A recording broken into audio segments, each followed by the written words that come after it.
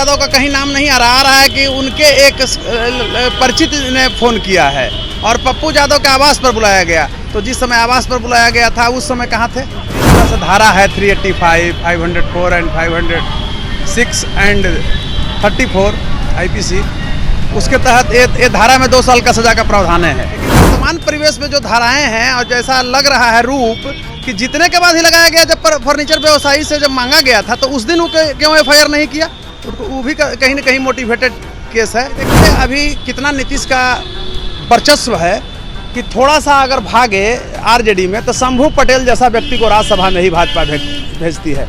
अभी आप देखे होंगे वर्तमान में कि जब वहां से नीतीश जी गए तो एगो MLC का पद भी था तो अपने ही जाति के अनामिका पटेल को भाजपा से करवा ली। पूर्णिया से नवनिर्वाचित सांसद पप्पू यादव के खिलाफ देखिए बीते दिनों राजा भगत के द्वारा, जो कि फर्नीचर व्यवसायी हैं, उनके द्वारा आरोप लगाया गया और पूर्णिया के मुफस्सिल थाना में मामला दर्ज करवाते हुए 1 करोड़ 25 लाख रुपए की रंगदारी मांगने का आरोप लगाया गया, जिसके बाद कहीं ना कहीं पूर्णिया पुलिस एक्टिव मोड में दिख रही है।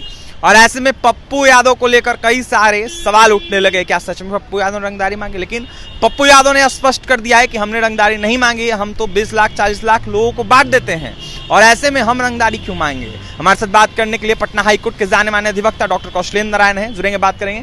कौशलेंद्र जी, जिस तरीके से पप्पू यादव के खिलाफ मामला दर्ज करवाया गया है, कई सारे धाराएं लगाए गए हैं राजा भगत के द्वारा, जिस तरीके से मामला दर्ज करवाया गया, रंगदारी मांगने का आरोप लगाया गया है, इसको लेकर अगर धारा जो लगाए गए हैं उसके तहत क्या कुछ होगा और पप्पू यादव को लेकर क्या कहिएगा? देखिए इस पर अभी हम स्पष्ट क्या कर सकते हैं, लेकिन जिस तरह से धारा है 385, 504 एंड 506 एंड 34 IPC, उसके तहत ये धारा में 2 साल का सजा का प्रावधान है। तो इसमें विशेष रूप से हम क्या कर सकते हैं? अभी तो पुलिस इसको टेक्निकल जांच करे, विधि वैज्ञानिक जो प्रयोगशाला है उसमें भेजे, कॉल डिटेल का पूरा पता लगाए, इसलिए कि पप्पू यादव का कहीं नाम नहीं आ रहा है कि उनके एक परिचित ने फ़ोन किया है और पप्पू यादव के आवास पर बुलाया गया। तो जिस समय आवास पर बुलाया गया था उस समय कहाँ थे? दूसरी चीज़ आप मानिए कि राजा भगत जो FIR किया है, पुलिस से जांच, मैं इस रूप में कहना चाहूँगा कि कहीं वह वॉइस तो केस नहीं किया है। अगर पप्पू यादव की संलिप्तता है तब उनको दंड मिलना चाहिए।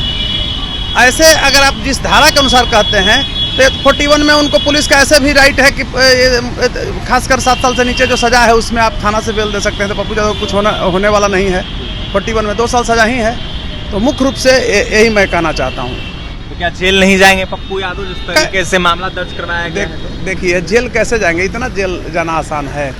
मेंबर ऑफ पार्लियामेंट है, आप FIR हुआ और जेल भेज दीजिएगा? अरे उसका साक्ष्य जब आएगा तब ना कि मैंने क्राइम किया है, मेरे द्वारा मोटिवेटेड है। तो जो भी राजा भगत किए हैं उनकी पीड़ा हो सकती है, उस पर हम टिप्पणी नहीं कर सकते हैं। लेकिन आप एक मामूली FIR कोई कर दिया और उसमें तुरंत पप्पू यादव को जेल भेज दीजिए, नहीं, मेरे समझ से ऐसा नहीं है। उनको परमिशन लेना पड़ेगा, बहुत नियम है। वो मेंबर ऑफ पार्लियामेंट हैं, मेंबर हैं, खासकर अब माननीय हो गए हैं। और दूसरी चीज़ है कि यह जो धारा है IPC का जो सेक्शन है उसमें बहुत सज़ा का प्रावधान है, 2 साल सज़ा का प्रावधान ही है। 385 में भी है, 504 में भी और 506, और हमारे समझ से लगता है कि 34 लगा होगा इसमें। तो इसमें कोई सज़ा का है ना, 2 साल सज़ा है। तो 2 साल सज़ा में तो थाना से ही बेल का प्रावधान है, 41 के तहत लाभ मिलता है, तो वो उनको मिलेगा। एकाएक जेल कैसे आप भेज दीजिएगा? जिस तरीके से धाराएं लगाए गए हैं, ऐसे में फंसाने की साजिश रचने का आरोप लगाया जा रहा है पप्पू यादव के द्वारा। उनके द्वारा कहा जा रहा है कि जो कैंडिडेट हार गए हैं या फिर जो सत्तारूढ़ दल के लोग हैं उन लोगों के द्वारा गलत आरोप लगाए जा रहे हैं, लगवाए जा रहे हैं। देखिए अभी हम कानून की पहलुओं पर बात कर रहे थे, अब आप उससे हट करके बात कर रहे हैं, सामाजिक पहलुओं पर और जो राजनीतिक परिवेश है उस पर बात कर रहे हैं। तो हो सकता है कि उनकी पॉपुलैरिटी से घबरा करके लोगों ने फंसाना चाहा। ऐसा होता है कि भाई ये जीत गए तो इनको उलझाओ। ऐसे मैं नहीं कह रहा हूँ कि पप्पू यादव निर्दोष हैं और दूध के धोए हुए हैं, उस पर टिप्पणी नहीं है। लेकिन वर्तमान परिवेश में जो धाराएं हैं और जैसा लग रहा है रूप कि जीतने के बाद ही लगाया गया, जब फर्नीचर व्यवसायी से जब मांगा गया था तो उस दिन क्यों FIR नहीं किया? वो भी कहीं ना कहीं मोटिवेटेड केस है। कोई पप्पू यादव से मेरा लगाव नहीं है कि उनके पक्ष और विपक्ष की मैं बात करूंगा। ये अमित यादव का काफी ज्यादा नाम आ रहा है, ये अमित यादव कौन है? कहा जा रहा है कि पप्पू यादव के काफी करीबी माने जाते हैं। पप्पू यादव कह रहे हैं कि हम तो जानते ही नहीं है कोई अमित यादव। ये तो पुलिस ना पता करे कि अमित यादव कौन है।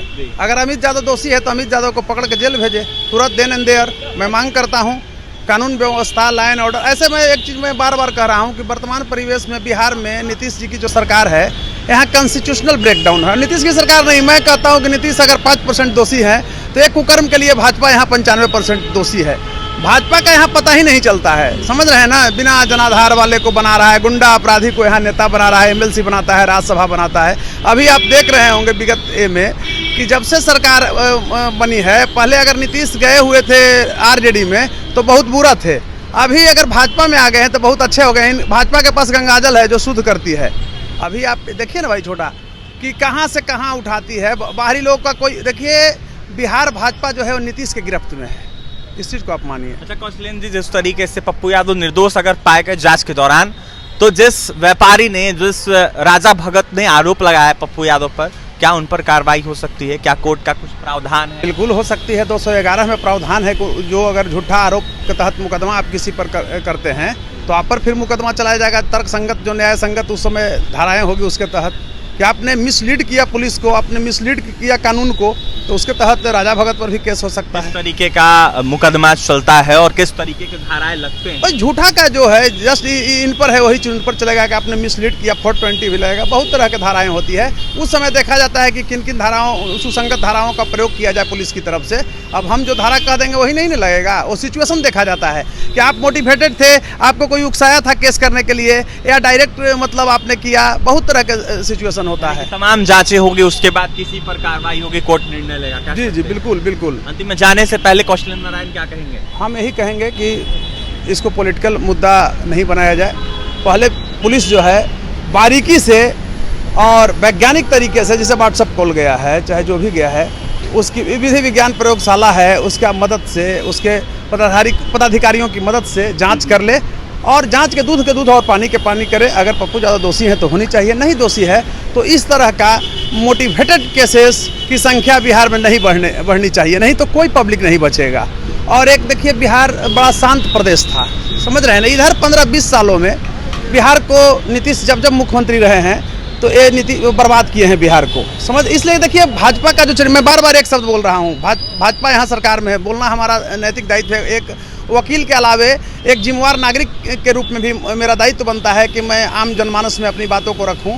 तो मैं एक चीज़ कहना चाहता हूं आपको स्पष्ट रूप से, पत्रकार जी, एक कहना चाहता हूं कि देखिए अभी कितना नीतीश का वर्चस्व है कि थोड़ा सा अगर भागे आरजेडी में तो शंभू पटेल जैसा व्यक्ति को राज्यसभा में ही भाजपा भेजती है। अभी आप देखे होंगे वर्तमान में कि जब वहाँ से नीतीश जी गए तो एगो एमएलसी का पद भी था, तो अपना ही जाति के अनामिका पटेल को भाजपा से करवा लिए। तो बताइए, तो भाई तो सब तो अब नीतीश जी के जाति, कुर्मिया जाति के लिए पूरा है। तो जाति से जब तक आप नहीं उठेंगे तो बिहार की राजनीति को नहीं बदल सकते हैं, समझ रहे हैं ना। अच्छे अच्छे लोगों को लाएं, और लोग उसमें अच्छे थे जिनका सामाजिक योगदान क्या है बताइए। ये लोग का समाज, शंभू पटेल ऐसे लोगों का सामाजिक योगदान क्या है बताइए।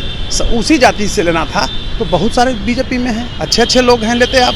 लेकिन आप धन बल के और पैसा से मतलब प्रभावित होकर के, और इस तरह के अगर आप राज्यसभा और एमएलसी बांटते हैं तो सामाजिक न्याय का जो आपका नारा है, मतलब शांति का जो नारा है, वो असफल होगा ही। मैं स्पष्ट रूप से कहना चाहूँगा। और बिहार को बदलना अगर है अभिषेक जी, तो आप कोई पार्टी को आप देख लीजिए, बीजेपी रहे, जदयू रहे, आरजेडी में तुलनात्मक अध्ययन आपको बता रहा हूँ कि ये सब दूध का धोया हुआ नहीं है, समझ रहे हैं ना। ये लोग अपराधी, गुंडा, माफिया, बालू माफिया, अपराध माफिया, माने अपराधी लोगों को, खासकर कोयला माफिया, ऐसे लोगों को टिकट देती है। क्यों देती है? पैसा करोड़ों करोड़ मिलता है।